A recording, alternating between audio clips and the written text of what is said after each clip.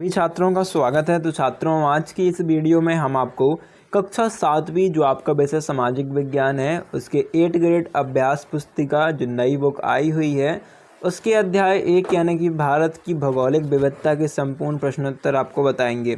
तो करते हैं वीडियो को स्टार्ट। यहाँ पर आप देख सकते हो सबसे पहले सही विकल्प में पहला क्वेश्चन है कि सन 1984 में अंतरिक्ष जाने वाले प्रथम भारतीय अंतरिक्ष यात्री थे, तो वो राकेश शर्मा राइट आंसर है। दूसरा क्वेश्चन है भारत के पूर्व दिशा में स्थित पड़ोसी देशों का सही युग्म है, तो यहाँ पर बांग्लादेश और म्यांमार राइट आंसर है।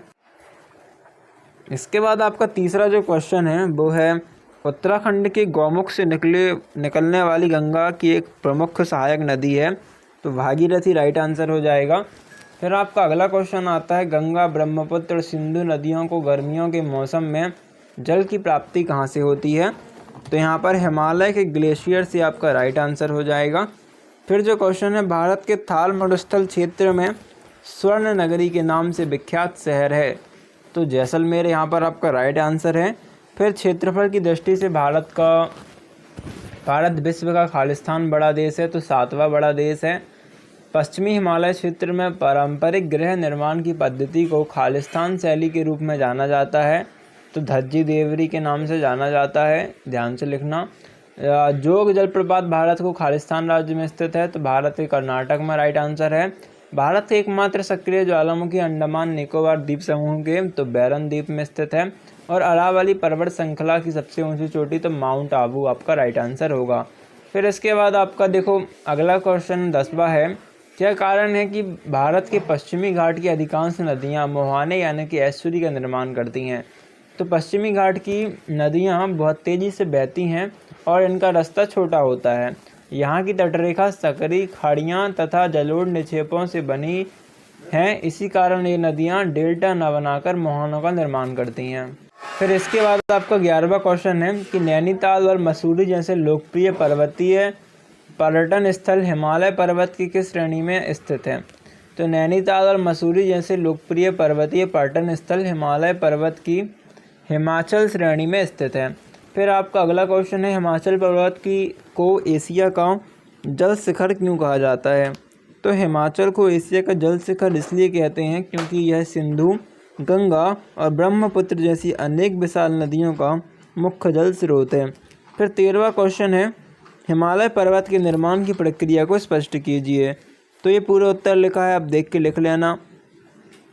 14वां क्वेश्चन आपका भारत के शीत मरुस्थल को भौगोलिक विशेषताएं लिखिए, तो यहाँ पर इसकी पहली विशेषता, फिर दूसरी भू आकृति वाली और तीसरी निर्माण वाली विशेषता रहेगी। तीनों लिखी हुई हैं, इन्हें आप छात्रों अच्छे से लिख लेना। फिर क्वेश्चन है प्रदीपीय पठार से क्या तात्पर्य है, तो प्रदीपीय पठार भारत का एक प्राचीन भूभाग है। यह 3 ओर से समुद्र से घिरा है। यह पठार बेहद कठोर चट्टानों से बना है। आकार में यह त्रिभुज जैसा दिखाई देता है, इसी कारण इसे प्रदीपीय पठार कहा जाता है। सेलुलर जेल कहाँ स्थित है, इसका नाम सुनते ही हमारे मन में भय क्यों बढ़ जाता है, तो सेलुलर जेल अंडमान द्वीप समूह में स्थित है। अंग्रेज शासन के समय यहाँ अनेक स्वतंत्रता सेनानियों को अत्यंत कठोर परिस्थितियों में रखा गया था। यह जेल उनके महान बलिदानों की याद दिलाती है, इसलिए आज भी सुरक्षित रखा गया है, इसी कारण इसका नाम सुनते ही मन में डर और पीड़ा बढ़ जाती है। फिर आपका दीर्घोत्तरीय प्रश्न 17वां है हिमालय की 3 प्रमुख श्रेणियों के नाम लिखते हुए उनकी विशेषताएं लिखिए, तो पहला हो जाएगी हिमाद्री। इसका आप देख सकते हो यह सबसे ऊंची और सबसे विस्तृत पर्वत श्रृंखला है। यहाँ माउंट एवरेस्ट और कंचनजंगा जैसे प्रमुख पर्वत शिखर स्थित हैं। इसके बाद जो आपका दूसरा है, यहाँ पर दूसरा पॉइंट लिखना है हिमाचल में लघु हिमालय, तो इसका ये आप देख सकते हैं, पूरा लिख लीजिएगा। और फिर ब्रह्म हिमालय वाह हिमालय जो आएगा इसका भी आप देख सकते हैं। फिर 18वां जो क्वेश्चन था यहाँ पर प्रदीपीय पठार भारतीय अर्थव्यवस्था के लिए क्यों महत्वपूर्ण है, तो इसका उत्तर भी आप देख पाओगे, ये लिखा हुआ है। और फिर आपको 19वां क्वेश्चन है थार मरुस्थलीय क्षेत्र में जीवन यापन क्यों कठिन है, कोई 3 कारण लिखिए, तो पहला हो जाएगा रेतीली भूमि, इसके बाद दूसरा हो जाएगा अत्यंत कम वर्षा और तीसरा अत्यधिक तापमान। ठीक है, तो ये 3 पॉइंट हो जाएंगे इसके राइट उत्तर में। फिर 20वां क्वेश्चन आता है कि भारत के पूर्वी तट व पश्चिमी तट में अंतर स्पष्ट करना है।